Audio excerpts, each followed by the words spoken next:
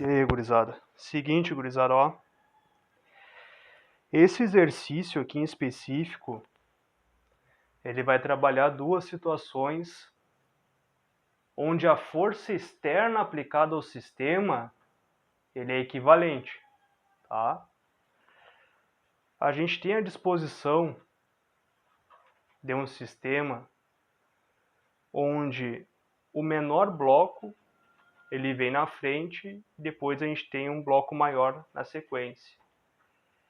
E esse é o pequeno detalhe que se difere da situação 2, ou seja, o remanejamento dos blocos, essa disposição dos blocos alternada, é o que vai nos dizer essa força de contato nas diferentes situações que se apresentam, tá?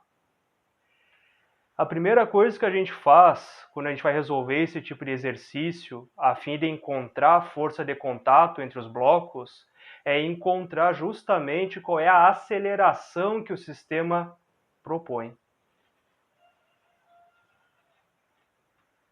Para a gente encontrar essa aceleração nos sistemas, a gente começa pela força resultante que atua sobre eles. Lembrando que a força resultante, tanto na situação 1 quanto na situação 2, são forças iguais. Se são forças iguais, a aceleração do sistema ela é igual, tá? Qual é a fórmula que a gente utiliza? Essa aqui. Perfeito? Tranquilo, né? A gente sabe pelo enunciado da questão que a massa do bloco 2, que é o bloco maior, é 3 vezes a massa do bloco 1. Então, a gente vai substituir dentro aqui do parênteses e já vamos logo somar, ó. A massa 1 mais 3 vezes a massa 1 é 4 vezes a massa 1 vezes a nossa aceleração do sistema. Para a gente encontrar a aceleração do sistema, a gente pega essa somatória de massas e passa com a operação inversa da multiplicação, que é a divisão. Portanto, a gente vai ter uma aceleração que é equivalente à força externa sobre 4 vezes a massa 1. Perfeito? Tranquilo. Até aqui é de boa.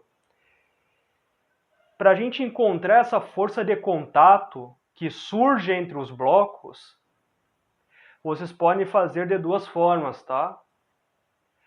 Uma forma é encontrar a força que atua diretamente sobre o bloco 2, que é a força, exatamente a força de contato, como também a gente pode partir da premissa que a força de contato ela surge da força total subtraída da força aplicada ao primeiro objeto que está sendo aplicada a força externa. Como assim? Olha só. Na situação 1, a gente tem que a força de contato vai ser igual à força total subtraído da força que é aplicada ao bloco 1. Como que nós resolvemos essa equação? Veja, a força de contato é justamente a força de contato que nós queremos encontrar. É a força que vai mover, em última análise, o bloco 2. A força total ela é igual a 4 vezes a massa 1 vezes a aceleração menos a força 1, que é a força que está sendo aplicada sobre o bloco 1, que equivale à massa 1 vezes a aceleração total do sistema. Vejam que quando a gente faz essa subtração aqui,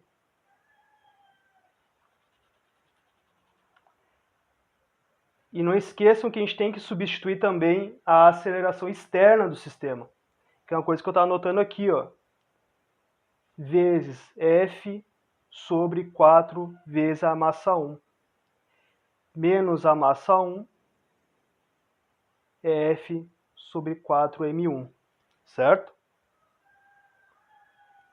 A gente consegue simplificar a massa 1 que aparece tanto no numerador quanto no denominador. Nesse primeiro termo aqui a gente tem 4 dividido por 4, que é 1. Então a gente percebe que essa força de contato é igual a F menos F sobre 4.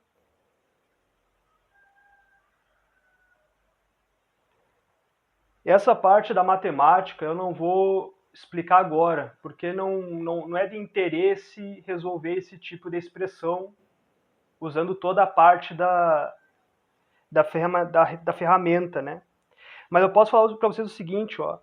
Esse termo que não acompanha o denominador, multiplica em cima e embaixo por 4, que facilita a gente resolver esse tipo de questão, tá?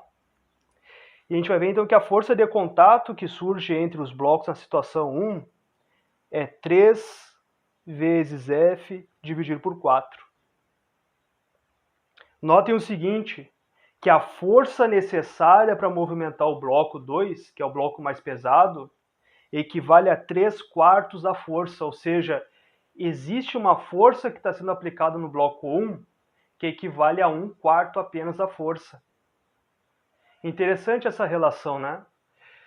A gente pode analisar isso sobre os vagões de um trem, né? A força que está sendo aplicada total sobre o vagão que começa na primeira parte ali, essa primeira força aplicada sobre o vagão ela é subtraída e, consecutivamente, cada vagão vai subtrair um pouco dessa força, né? Dessa força total.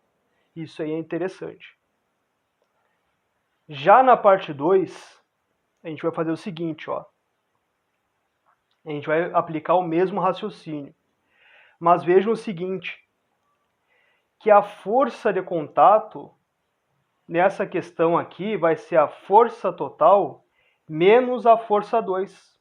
Por que a força 2? Vai ser menos a força que é necessária para movimentar o bloco 2.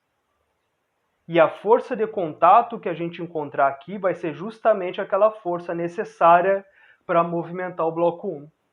Tá? Então, olha só, força de contato, a gente já sabe, é só a gente copiar de novo o enredo. Ó.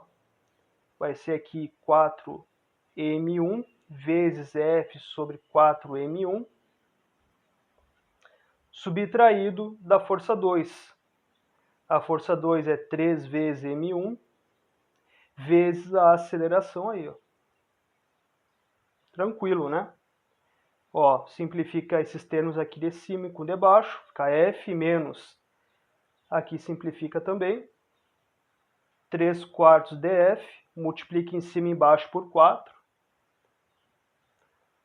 e a gente vai ter como resultado apenas 1/4 da força. Vocês perceberam a relação que a gente teve entre esses dois cenários aqui? Onde o cenário 1 foi necessária uma força muito maior no contato para fazer o bloco 2 se movimentar, enquanto que na situação 2 foi o oposto. Foi necessária uma força menor ser empregada no bloco 1 para ele se movimentar. Na situação 2, a primeira força de contato ali, que é sobre o bloco 1, ele consumiu uma força menor em relação à situação 2, onde o bloco 2 ele consome uma força maior.